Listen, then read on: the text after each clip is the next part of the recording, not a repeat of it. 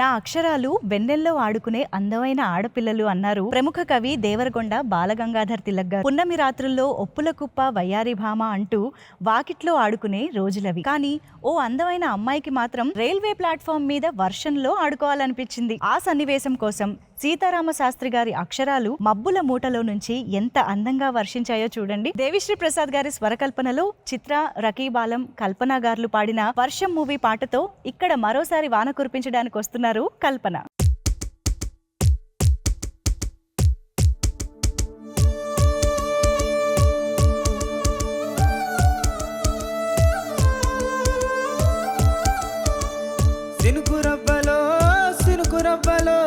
చిన్నదాని సంబరాన శిల్పి నవ్వులో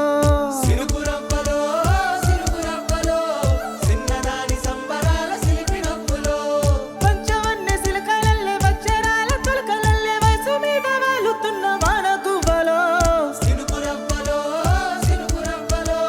చిన్నదాని సంబరాల శిల్పి నవ్వులో సినుకురవ్వలో.